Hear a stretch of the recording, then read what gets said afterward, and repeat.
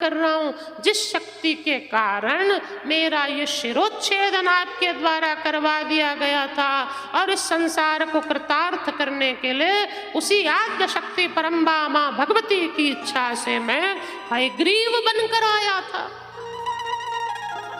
और जैसे ही ये हयग्रीव शब्द सुना, शौनकादिक ऋषियों ने तुरंत रोक दिया। सूत गोस्वामी को कहा, भगवान ने घोड़े का रूप धारण किया है, मछली का मत्स्य अवतार में रूप धारण किया, वराह का रूप धारण किया, कश्यप रूप कुर्म रूप धारण किया भगवान ने, नरसिंह रूप धारण किया भगवान ने, लेकिन हमने आपसे विष्णु पुराण सुनी, इतनी कथाएं सुनी, ये हयग्रीव के बारे में तो कभी नहीं सुना।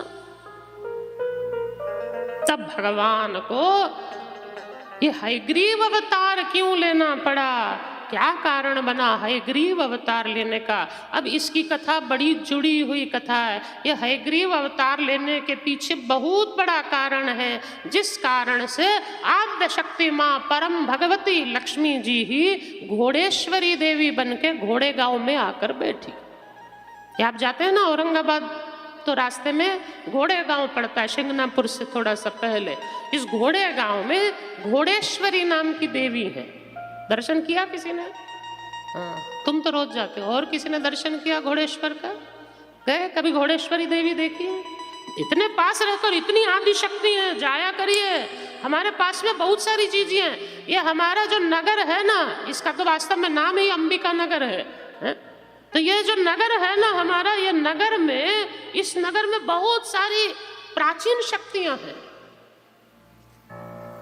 ये सब ऋषियों की तपोभूमि है। यहाँ पर बहुत भगवान के अनूठे रूप हैं, जो रूप पूरे विश्व में कहीं नहीं। पूरे विश्व में आपको अकेला राम मंदिर कहीं नहीं मिलेगा। इसी रास्ते में एक अकेला राम मंदिर मिलता है आपको, क्योंकि सीता, ये जो सीता का क्या, सीता कुंड कहते हैं, क्या कहते हैं, जो सीता जी का जहाँ पर स्नान होता है, डोंगरगन है। वहाँ डोंगरगंज से आप आगे चलेंगे तो यहीं वो जो शेंडी गांव आता है, उसके आगे एक राम जी का मंदिर आता है, जो पूरे विश्व में एकमात्र अकेला राम मंदिर, जहाँ एक राम है, लक्ष्मण सीता कोई भी साथ में नहीं है, एक ही राम सिर्फ। जा जरा फिरायला जा, इकड़च बसून राहता। ये ट्रिप निकाला करो वैष्णवी भजन मंडल की। तो ये एकमात्र राम मंदिर ऐसा पूरे विश्व में जहाँ राम अकेले हैं, क्योंकि इस समय की कथा भी बहुत अलग है।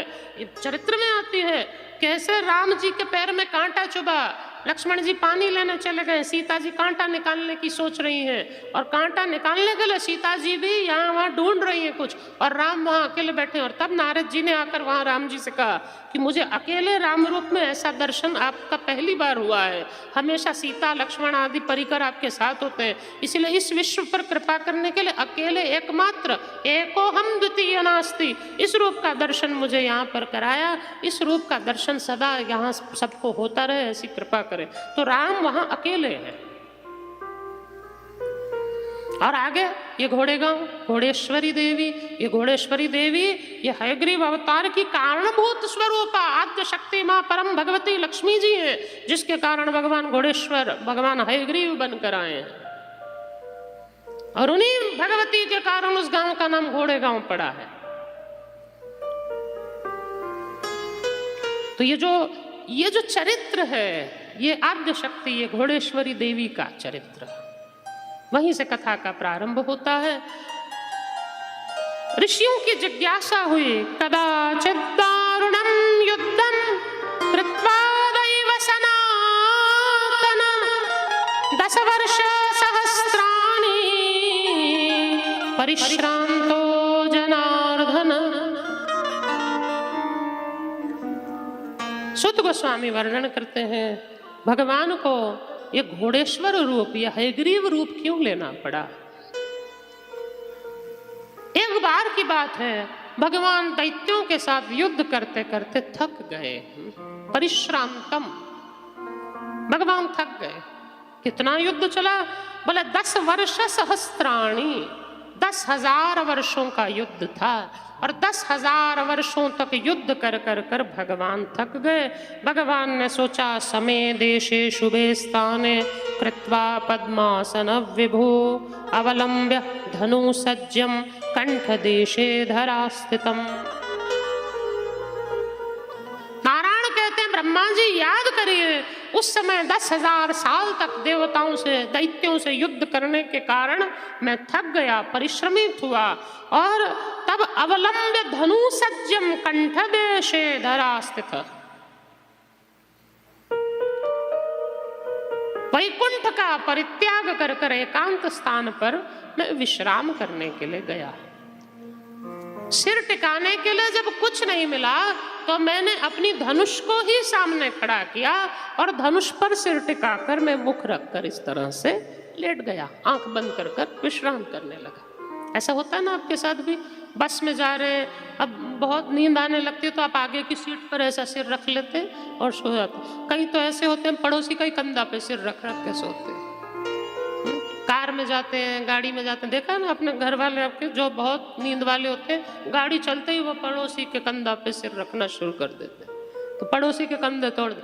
कई तो ऐसे होते हैं कथा में भी पड़ोसी का कंधा ढूंढते रहते हैं, और जिनको कंधे नहीं मिलते फिर वो खंबा ढूंढते हैं, तो कहीं खंबा खड़ा हो जाए, खंबे के साथ टेक के समाधि लगे हमारी।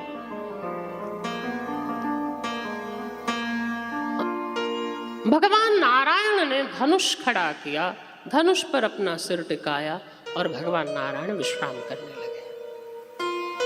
और धनुष पर विश्राम जब नारायण कर रहे थे, उसी समय देवताओं की इच्छा हुई भगवान का दर्शन करने की, इसीलिए समस्त देवता उस समय वैकुंठ गए। अब वैकुंठ में गए तो नारायण रहित जब वैकुंठ को पाया तो मन में चिंता हुई, जाकर ब्रह्मा जी से कहा।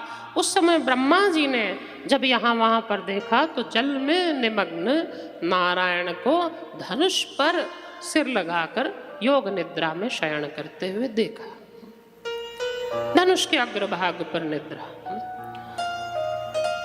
अब मन में विचार आया कि भगवान की नींद को कैसे हटाया जाए, भगवान की नींद कैसे हटाई जाए। और मन में बहुत विचार कर कर ब्रह्मा जी ने कहा, भगवान धनुष पर अपना सिर लगाए हुए सो रहे हैं, धनुष पर सिर लगाया हुआ है, धनुष पर सिर लगाकर भगवान शयन कर रहे हैं। अब एक ही उपाय है, ये धनुष कसा हुआ है, इस पर प्रत्यंचा चढ़ा हुआ है, जो डोरी है प्रत्यंचा वो चढ़ा हुआ है और धनुष कसा हुआ है। जैसे ही प्रत्यंचा हटेगा धनुष सीधा होकर खड़ा हो जाएगा और धनुष के खड़ा होने से भगवान की निद्रा टूट जाएगी। जैसे कोई सोया हो तो अब झटका दो तो नींद टूट जाएगी, तो ऐसा करते हैं, भगवान की नींद को तोड़ने के लिए धनुष के प्रत्यंचे को तोड़ देते हैं। पर धनुष का प्रत्यंचा तोड़े कौन? तब ब्रह्मा जी ने अपने मन से एक कीड़े को प्रकट किया, वर्मी नाम के कीड़े को प्रकट किया, और उस वर्मी को आज्ञा दी, भक्षिते अग्रे तदा निम्नः गमिष्यति शरासनं तदा निद्रा विमुक्तोऽसु देवदेवो भविष्यति। अरे दीमक, दीमक जानते हैं जो फर्नीचर में लग जाती है, अरे दीमक, अरे वर्मी कीड़े जाओ और तुम जाकर इस धनुष के धागे को, प्रत्यंचे को काट दो। तो क्या होगा? बोले प्रत्यंचा काट देने से धनुष सीधा हो जाएगा और भगवान की नींद भंग हो जाएगी, भगवान की नींद टूट जाएगी। निद्रा की स्वरूप आद्य शक्ति माँ भगवती निद्रा रूपिणी है, इसलिए निद्रा में सोए हुए व्यक्ति को शास्त्र कहते हैं निद्रा भंग कथा छेदो दंपत्यो प्रीति भेदनम शिशु मात्र विभेदश्च ब्रह्म हत्या समम स्मृतम। एक ब्राह्मण को मारने का जितना पाप लगता है उतना ही किसी सोए हुए व्यक्ति को उठाने में लगता है। ब्रह्म हत्या जैसा पाप किसी सोए हुए व्यक्ति को जगाने में है। यहाँ जगह बताए, निद्रा भंग कथा छेदो, कथा में बैठे हुए व्यक्ति को उठा देना ये भी पाप है। कथा में जब आप बैठते हैं और कोई आपको बुलाती है ना, इधर आ, उधर आ, ये काम कर, वो काम कर, तो उसको पाप लगेगा आपको कथा में से उठाने का। कथा भंग कराना ये भी पाप। मोबाइल में आपको फोन आया और आप कथा से छोड़कर उठकर बाहर चले गए तो समझ लीजिए जिसने आपको फोन किया वो पाप का भागी। इसलिए फोन बंद करके कथा में बैठिए। निद्रा भंग कथा छेदो और दंपत्यो प्रीति भेदनम, पति पत्नी में प्रेम है उसको भेदन करना, यह भी बहुत बड़ा पाप बताया। और शिशु मात्र विभेदश्च, माता और पुत्र को विभेदित कर देना, यह भी महापाप, महापातकों में पाप। ब्रह्म हत्या समम स्मृतम, ये ब्रह्म हत्या है। तो फिर आप तो सोचेंगे फिर तो बच्चों के मजे हो जाएंगे, कितनी भी देर सोए रहो, माँ उठाएगी नहीं, स्कूल का टाइम निकल जाएगा, बच्चे सोए रह जाएंगे। अरे हम सोचेंगे भाई ब्रह्म हत्या होगी, उठाओ मत, सोया रहने दो। अब बच्चों की तो ट्यूशन भी गई और स्कूल भी गया और सब गया और पढ़ाई, बच्चे बोलेंगे मजे, मम्मी उठाती ही नहीं, सोए रहो।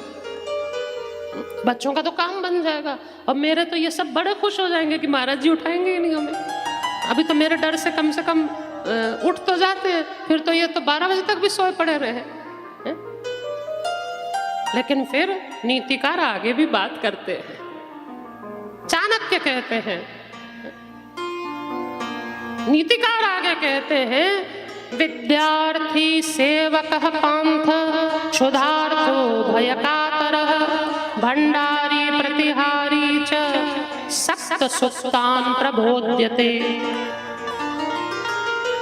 सप्त सुप्तान प्रबोध्यते, ऐसे 7 जगहें हैं जहां पर सोए हुए व्यक्ति को भी जगाने से कोई पाप नहीं लगता।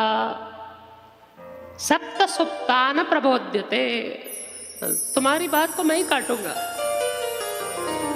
सप्त सुप्तान प्रबोध्यते, 7 जगह ऐसी है जहां सोए हुए व्यक्ति को जगाने का कोई पाप नहीं। पहली, विद्यार्थी, पढ़ने वाले बच्चे को जगाने से कोई पाप नहीं लगता, वो सोया है तो उसको जगाइए। प्रबोध्यते, उसको जगाना चाहिए। दूसरा, सेवक है, जो आपके सेवक हैं, आपकी सेवा के लिए आए हैं, उनको जगाने से कोई पाप नहीं लगता, इसलिए दूसरा है सेवक। आपकी सेवा में लगाए गए सेवक को जगाने से कोई पाप नहीं है। पांथ, पांथ यानी यात्री, सहयात्री। कई बार ऐसा होता है ना, ट्रेन में किसी की नींद लग गई, अब आप सोचो सो रहा है, इसको जगाओ मत, स्टेशन आ गया पर उठाओ मत, पाप लगेगा, तो बेचारा तो आगे के स्टेशन निकल जाएगा। इसीलिए ऐसे समय पांथी यानी यात्री को जगाना चाहिए कि भाई तुम्हारा स्टेशन आ गया, उतरो, उठो। तो यात्री को जगाने से कोई दोष नहीं लगता। क्षुधार्थ है, जिसको क्षुधा, भूख लगी हुई है और भूखा ही कोई सो गया, भूखे सोए हुए व्यक्ति, माँ कई बार जगाती है ना बच्चों को, खेलते खेलते भूखे ही सो जाते हैं, माँ को जगाना पड़ता है, उठा के खिला पिला के फिर सुला देती है। ऐसे जगाने से माँ को कोई पाप नहीं लगता। क्यों? भूखा सोया हुआ है, भूखे सोए हुए को जगाने से कोई पाप नहीं लगता। क्षुधार्थी, जो क्षुधा से व्याकुल शयन में चला गया, उसको जगाकर खिला पिलाकर फिर सुलाना चाहिए। और भय कातर, कई बार ऐसा होता है नींद में सोए सोए डरावने स्वप्न देखता है व्यक्ति और स्वप्न देखते देखते चिल्लाने लगता है, तो पड़ोसी जो उसके पास सो रहा है उस समय उसका काम बनता है उसको जगा दे। सपने में अगर वो चिल्ला रहा है, कोई भयानक दृश्य देख रहा है, भय कातर, भय से आतुर होकर कातर हो रहा है, उस समय में उसको जगाना चाहिए। और भंडारी हैं, जिसके पास कोई भंडार है यानी औषधालय आदि है, उसको जगाना चाहिए समय पर। कभी आपको रात में जरूरत पड़े और मेडिकल की, तो मेडिकल वाले को, दुकान वाले को जगाना चाहिए, भंडारी। और प्रतिहारी, प्रतिहारी यानी वॉचमैन। अब वॉचमैन ही सो जाएगा तो घर की रक्षा कौन करेगा, इसलिए वॉचमैन कहीं भी सोया दिखे तो उसको जगाने से कोई पाप नहीं लगता। और 7 स्थान तो चाणक्य ने बताया, 8वां स्थान मैं बताता हूँ। कथा में आपका पड़ोसी सो रहा है ना, तो उसको भी जगाना चाहिए, पाप नहीं लगता। 7 तो चाणक्य ने बताया, 8वां मैं बताता हूँ। कथा में आपका पड़ोसी सोए ना, तो बढ़िया कोनी मारा करो, अच्छे से उठेगा वो, इससे आपको पाप नहीं लगेगा, लगेगा तो मैं जिम्मेदार। कथा में किसी को सोने मत दीजिए, उनको जगाते रहिए। इसलिए ये 7 स्थान बताए हैं। अब वर्मी ने कहा मैं जगाऊंगा तो पाप लगेगा, और निद्रा तो सबसे बड़ा सुख है। आप विचार करिए, निद्रा से बड़ा संसार में कोई सुख नहीं है क्या कोई सुख? व्यक्ति बहुत थका हारा हो, बहुत थका हारा, उस समय कई बार आप बहुत यात्रा से थक कर आए, भूख भी लगी ना, पर खाना भी नहीं सोचता, ऐसा लगता अब सो जाओ, बाद में उठकर देखेंगे, खाना पीना नहाना धोना सब बाद में, पहले तो सो जाओ। सबको नींद की पड़ी रहती है। व्यक्ति जब बहुत थक जाए तो उसको निद्रा सबसे बड़ा सुख है। आप सोचो, आपको बोला जाए 2 दिन खाना नहीं देंगे, 3 दिन खाना नहीं देंगे, चलेगा। कई लोग 9-9 दिन नहीं खाते, 1-1 महीना नहीं खाते। ऐसे भी लोग हैं जो भोजन ही नहीं करते हैं। बहुत सारे ऐसे संत हैं, नर्मदा की ओर परिक्रमा करते हैं, महात्मा भोजन ही नहीं करते, केवल नर्मदा जल पर ही अपनी जीविका चलाते हैं। तो ऐसे बहुत महात्मा हैं जो अन्न ग्रहण ही नहीं करते, भोजन नहीं। आप खाने के बिना रह सकते हैं, कई ऐसे महात्मा हमने देखे पानी के बिना रह सकते हैं, लेकिन क्या आपने देखा कोई सोए बिना रह सके? निद्रा के बिना रहना बहुत कठिन है। आपको 2 दिन खाना ना दो चलेगा, लेकिन 2 दिन सोने नहीं दिया तो आप परेशान हो जाएंगे, सिर पकड़ जाएगा आपका। सोना बहुत जरूरी है। इसलिए या देवी सर्वभूतेषु निद्रा रूपेण संस्थिता, निद्रा में साक्षात भगवती का वास है। निद्रा शक्ति प्रदान करती है।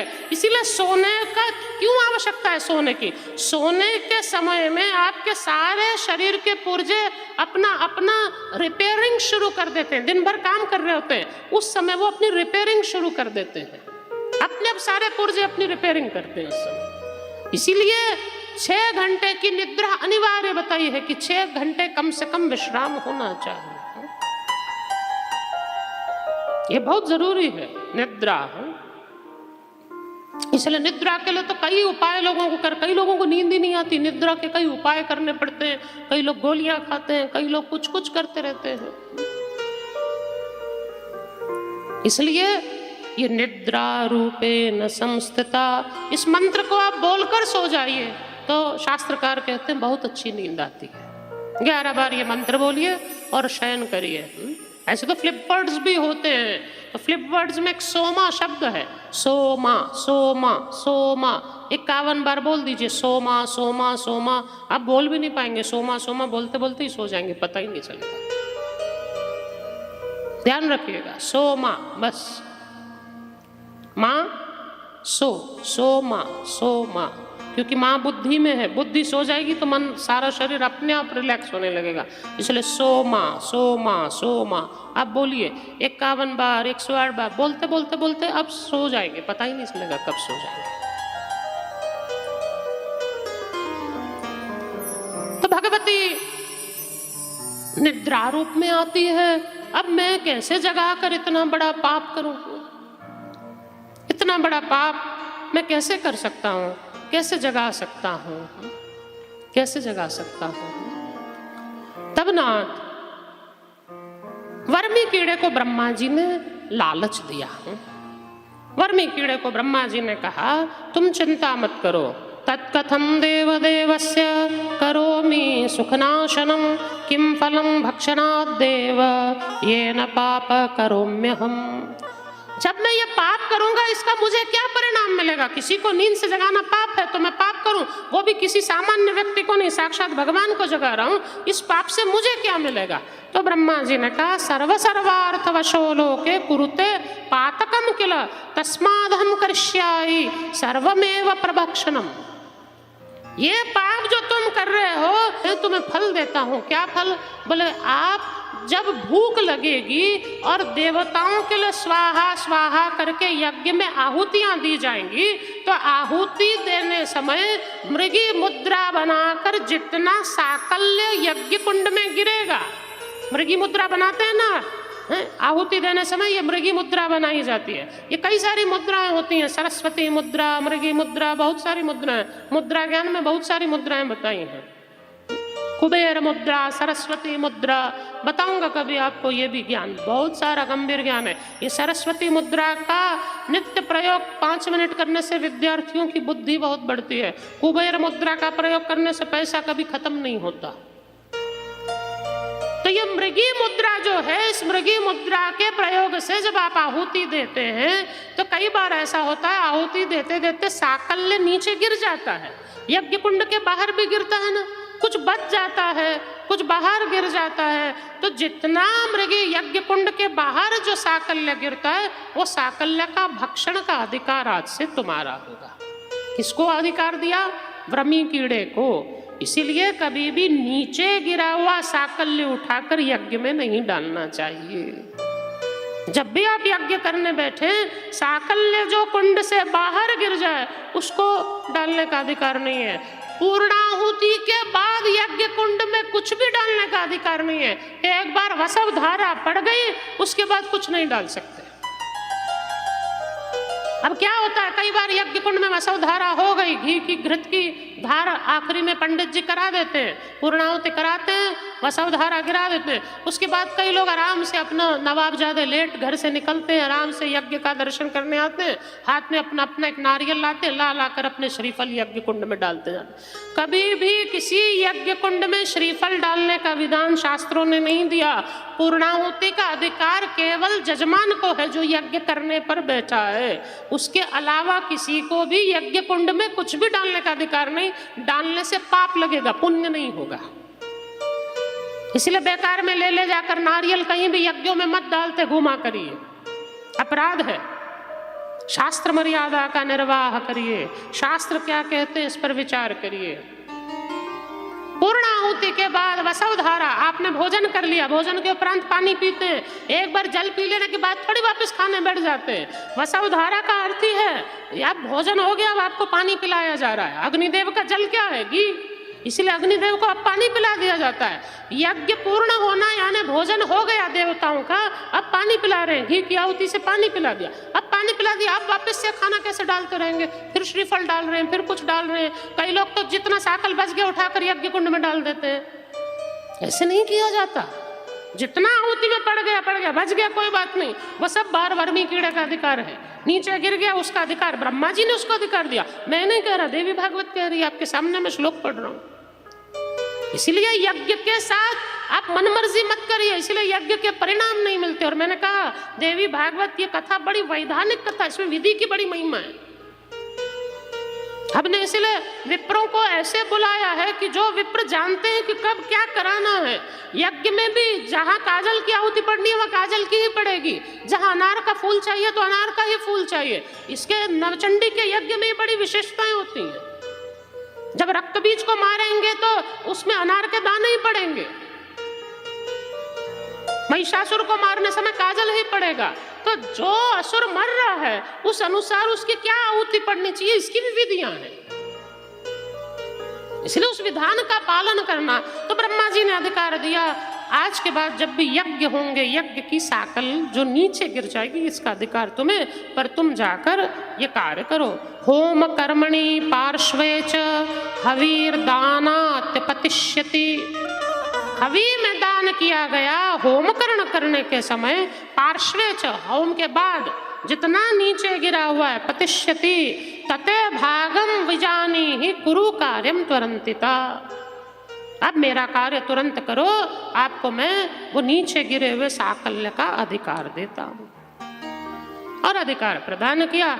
और वर्मी कीड़ा ने ब्रह्मा जी की बात मानी और वर्मी कीड़ा रेंगता रेंगता गया और इसने जाकर क्या किया, जो धनुष पर भगवान नारायण सिर रखकर सो रहे थे उसका जाकर धागा प्रत्यंचा काट दिया। अब जैसे ही धागा काटा, धनुष टंकार करता हुआ सीधा हुआ, और धनुष सीधा हुआ तो आकाश में बिजलियां कड़की और भगवान नारायण का तो सिर ही सीधा छेदन होकर नारायण का सिर दूर जाकर गिर पड़ा।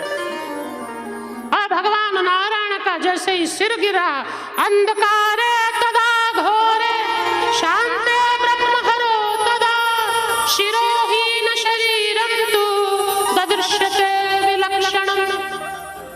शिरहीन नारायण को जब देखा ब्रह्मा और शंकर जी आश्चर्यचकित हो गए। देवता त्राहि त्राहि कर उठे। अब क्या किया जाए? अरे हमने तो नारायण को जगाने के लिए वर्मी कीड़े को प्रेरित किया था, लेकिन ये क्या, नारायण का तो शिरोच्छेदन हो गया, नारायण केवल धड़ रह गया, सिर नहीं। अब क्या किया जाए? सारी सृष्टि त्राहि त्राहि कर उठी, देवता भयभीत हुए। तब ब्रह्मा जी ने कहा, नारायण पर भी जब भी विपदा आती है, नारायण जब भी कष्ट में होते हैं, ये संसार जब भी कष्ट में होता है तो आदि शक्ति परम्बामा भगवती ही कृपा करके उनके कष्ट का निवारण करती हैं। इसलिए चिंतयन्तु महामाया विद्या देवी सनातनी सा विद्यास्ति नः कार्यम निर्गुणा प्रकृति पराः।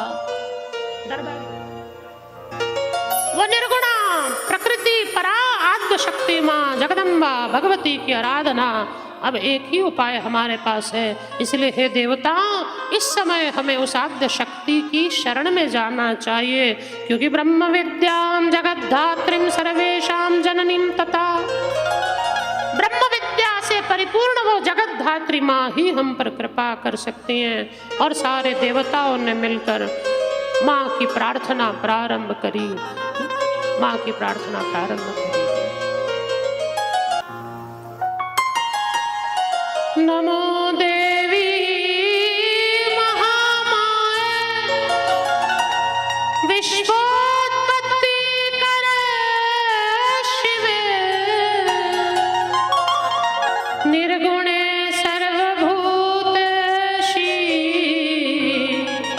मातः शंकर नामदेव।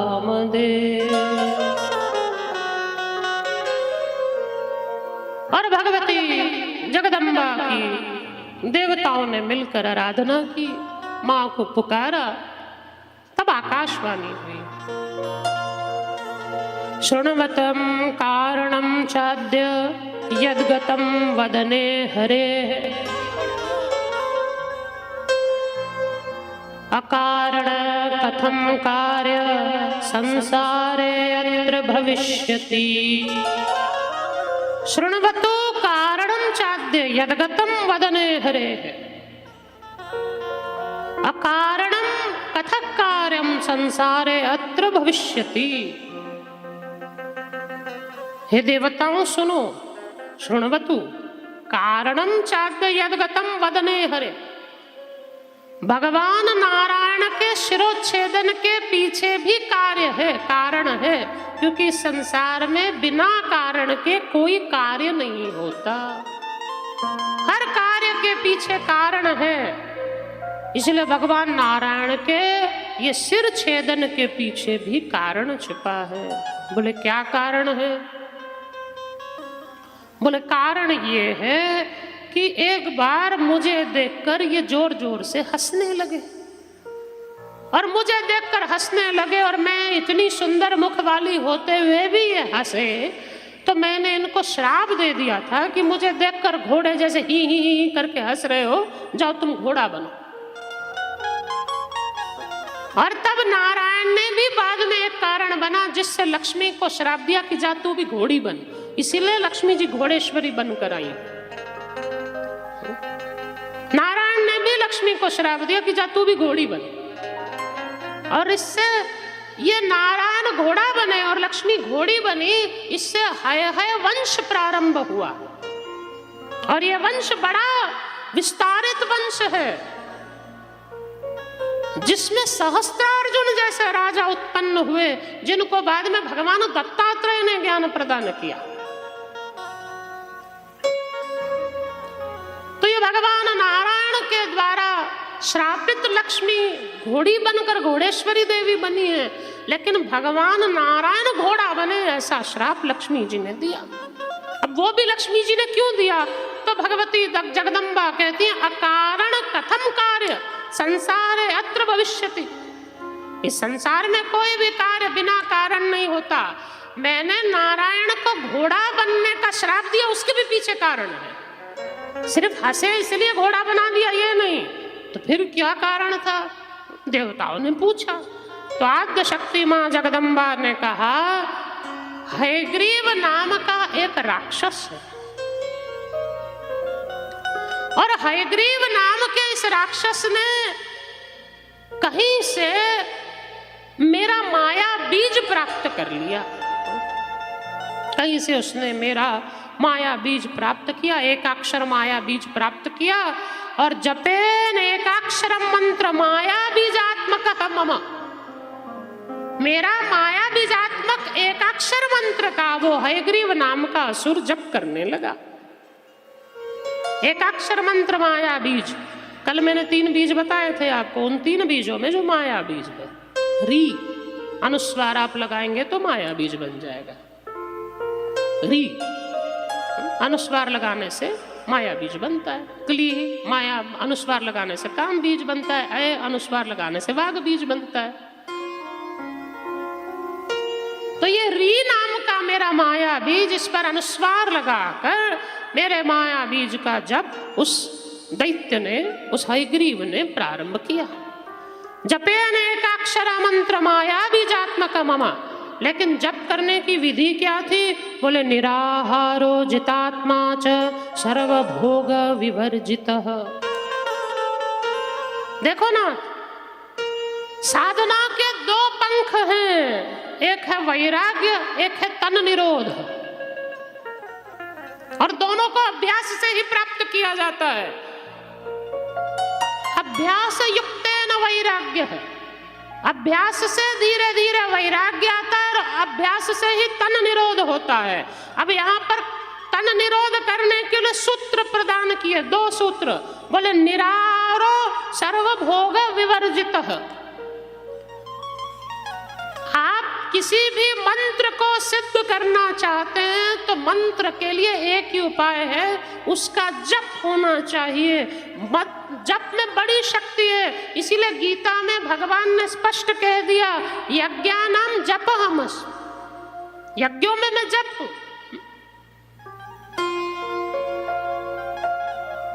यज्ञों में भगवान जप यज्ञ है और जप की बड़ी महिमा है।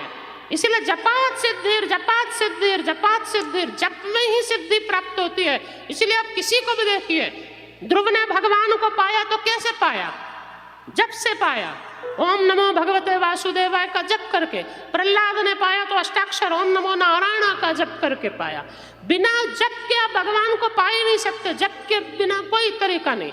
लेकिन जप कब सिद्ध होता है? बोले जब तप होता है, बिना तप के जप सिद्ध नहीं होता। किस चीज का तप? मन का तप, वाणी का तप, शरीर का तप। इसलिए शारीरिक तप का जप में बड़ा महत्व है। खूब बढ़िया से दाल बाटी चूरमा रगड़ रगड़ के घी डाल के खा लो और फिर माला लेके बैठो तो जप होगा क्या? बताओ मुझे। बोला ना, बढ़िया से पूरन पोली बनाओ, घी डाल डाल के पूरन पोली खा लो और फिर बोलो अब जप करने बैठेंगे हम, तो जप होगा? जप नहीं होगा, है? दूसरा ही जप शुरू हो जाएगा,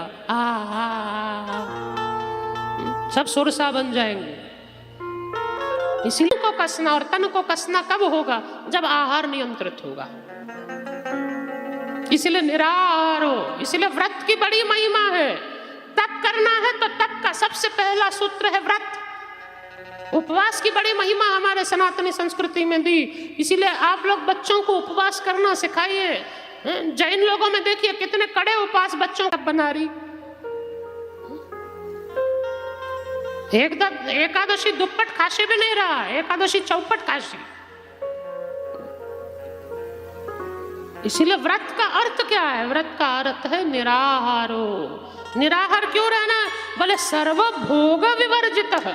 सब भोगों को दूर रखने के लिए निराहार रहना है। जब आप भोजन नहीं करेंगे तो शरीर की शक्ति क्षीण होगी और शक्ति क्षीण होने से स्वयं भोग की ओर प्रवृत्ति नहीं होगी, भोग की ओर प्रवृत्ति नहीं होगी। अब 40 दिन किसी ने व्रत कर लिए हैं, उस 40 दिन से व्रती है, उस व्यक्ति को बोला जा कहीं घूमने चला जा, तो जाएगा क्या? बोलेगा अरे कहीं मन नहीं कर रहा मेरा घूमने जाने का। अपने भोगों से वो दूर हटेगा। आपको 40 दिन से खाना ना दिया जाए और बोला जाओ शॉपिंग करने जाओ साड़ी की, जाएंगे? फिर जाने को मन नहीं करेगा। क्यों? 40 दिन से कुछ खाया नहीं, ऐसा लगा खाओ पहले, तो साड़ी वाड़ी तो बाद में देखेंगे, पहले खाओ। बाजार में भी जाते हैं, कितनी भी शॉपिंग करने जाओ, जब भूख लगती है ना, शादी की शॉपिंग जाते हैं बस्ता बांधने लोग, भूख लगती है तो पहले बोलते होटल देखो भाई, पहले कुछ खाओ फिर बाद की शॉपिंग करेंगे। तो पहले हम आहार है तो बाकी भोगों की ओर प्रवृत्ति है, आहार नहीं तो भोगों की ओर प्रवृत्ति नहीं। इसीलिए सबसे पहला सूत्र दिया निराहार हो। क्यों? बोले सर्वभोग विवर्जित। सर्वभोग विवर्जित होने से क्या वो होगा? बोले जितात्मा, आत्मा पर जीतने का, इंद्रियों पर जीतने का। आत्मा, जितात्मा का अर्थ जितेंद्रिय, इंद्रियों पर विजय आएगी। इसीलिए ये साधना का सूत्र है तप। तप और वैराग्य ये उपासना के दो पंख हैं। तप शरीर का, वैराग्य मन का, ये दोनों चीजें हैं। तप शरीर से होगा, वैराग्य मन से होगा। और ये दो पंखों के आधार पर ही साधक उड़ सकता है, नहीं तो साधक उड़ नहीं सकता। साधक रूपी पक्षी ये दो पंखों के आधार पर उड़ता है। लेकिन तप में एक बहुत बड़ी दिक्कत यह है, तप में यदि भक्ति नहीं जुड़ेगी तो तप धीरे धीरे भोग की ओर प्रवृत्त हो जाता है और तप फिर भगवान के साथ कॉन्ट्रैक्ट बन जाता है। समझ रहे ना? तप अगर भक्ति से युक्त नहीं है तो वो तप धीरे धीरे भोग की ओर प्रवृत्त होकर भगवान से कॉन्ट्रैक्ट बनता है, मैंने तपस्या की बदले में मुझे ये दो। और वही तप भक्ति से युक्त है, उस तप में अगर भक्ति है तो फिर वरदान की अपेक्षा नहीं रहती है, फिर भगवान की अपेक्षा बनती है, कृपा की अपेक्षा बनती है। लेकिन इस हयग्रीव नाम के दैत्य ने मेरा तप किया, लेकिन वो भक्ति युक्त तप नहीं था, उसने मेरा एकाक्षर माया बीज का जप किया। ध्यान माम तामसी शक्ति सर्वभूषण भूषिताम एवं वर्ष सहस्त्रम च तपश्चक्रे ही दारुणम।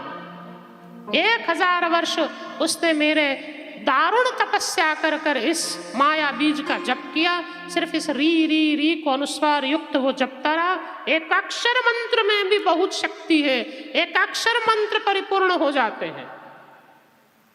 जैसे गणपति का ग में अनुस्वार युक्त कर दें तो एकाक्षर मंत्र बनता है, फिर आप गणपते नमः आगे लगा देते हैं, नमः आदि पल्लव होते हैं, नमः स्वाहा ये सब मंत्र के पल्लव होते हैं। कहाँ क्या पल्लव लगने चाहिए ये भी विचार होना चाहिए, कहाँ स्वाहा लगता है, कहाँ नमः लगता है, ये भी बड़ा शास्त्रोक्त विषय है, इस पर भी कभी चर्चा की जा सकती है विस्तार से। कहाँ नमः, कहाँ पल्लव, पल्लव में नमः कहाँ, स्वाहा कहाँ, इसलिए ये पल्लव है। फिर भगवान का जो नाम है, जिस जिस देवता के प्रत्यार्थ जप है उसका नाम आता है। जैसे नवाण मंत्र में आप चंडी का लेते हैं, चामुंडाय, और फिर पल्लव विच्चय का पल्लव लगाते हैं, तो विच्चय का पल्लव लगाते हैं, चामुंडाय की शरणागति स्वीकार। ऐसे गणपति के एक अक्षर मंत्र में ग अनुस्वार युक्त केवल ग ग ग ग भी जपते जाएंगे, अनुस्वार युक्त ग, तो गणपति का एक अक्षर बीज मंत्र होगा। अब बीजाक्षर में बड़ी शक्ति होती है, बहुत शक्ति, यहाँ तक कि पूर्ण मंत्र से अधिक ज्यादा शक्ति एक बीज में होती है। इतना भी कहा पूर्ण मंत्र से अधिक शक्ति एक बीज में है। तो मंत्र ना जप सको तो केवल बीज, लेकिन बीज की एक शर्त होती है, बीज केवल शुद्धि में ही जपा सकता है, जप सकते हैं, अशुद्धि में नहीं। नाम आप कहीं भी जप सकते हैं, 2 अक्षर का राम, राम राम राम राम आप कहीं भी जपिए, कथा में बैठे बैठे लिखते रहिए राम राम राम राम राम राम राम, नाम हो रहा है। घर में लेटे लेटे बिस्तर में राम राम जप लीजिए, खाते खाते जप लीजिए, सोते सोते, अरे वहां जाते हैं ना, वहां हेड ऑफिस, वहां पे भी जप लीजिए, कोई फर्क नहीं पड़ता, वहां पे भी राम राम कर लीजिए, कोई फर्क नहीं पड़ता। लेकिन बीज अक्षरों को आप कहीं पर भी नहीं प्रयोग कर सकते, आसन पर ही, शुद्धि में ही प्रयोग होते हैं। बीजाक्षर बहुत फल देते हैं, और बीजाक्षर का प्रभाव ये हुआ कि भगवती जगदम्बा उस हयग्रीव नाम के दैत्य पर प्रसन्न हुई। तपस्या का परिणाम बिना भक्ति के केवल वरदान की प्राप्ति होता है, और इस हयग्रीव ने वरदान मांगा, यथा में मरणम मातरन भवे तत्या तथा कुरु। हे माँ, मैं कभी मरूं नहीं, ऐसा वरदान मुझे दीजिए। माँ ने कहा, जातस्य ही ध्रुवम मृत्यु ध्रुवम जन्म मृत्युस्य च। जो जन्मा है उसकी मृत्यु ध्रुव है, जो जन्मा है उसको मरना ही पड़ेगा, मरना तो सबको पड़ेगा। हाँ, मन चाहे मृत्यु तुम मांग सकते हो। तब इस हयग्रीव नाम के दैत्य ने कहा, हयग्रीवाच्यम मे मृत्युर नान्यस्मा जगदम्बिके। यदि आप चाहती हैं कि मैं मरूं तो मुझे ये वरदान दीजिए कि जिसको हय का ग्रीव लगा हुआ हो, घोड़े की ग्रीवा से युक्त व्यक्ति ही मुझे मार सके। मेरा नाम हयग्रीव है, लेकिन जिसके सिर धड़ पर घोड़े का सिर लगा है, ऐसा ही व्यक्ति मुझे मार सके। इसलिए हे देवताओं, उस समय मैंने उस हयग्रीव को यह वरदान दिया था कि घोड़े अश्व के सिर से युक्त धड़ वाला व्यक्ति तुम्हारा उद्धार करेगा, तुम्हारा संहार करेगा। इसलिए वो समय अब आ गया है, भगवान नारायण का शिरोच्छेदन हो चुका है। अब आप लोग जाइए और एक सुंदर घोड़े की ग्रीवा लाइए, और उस घोड़े की ग्रीवा को नारायण के सिर पर मंत्रित कर दीजिए, जिससे भगवान नारायण उस हयग्रीव नाम के दैत्य का उद्धार कर सके। और भगवान नारायण ने तब हयग्रीव रूप धारण कर कर उस हयग्रीव नाम के असुर का उद्धार किया। तो भगवान नारायण ब्रह्मा जी से कहते हैं आप याद करिए उस आद्य शक्ति परम बामा भगवती के कारण मुझे घोड़े का सिर भी धारण करना पड़ा।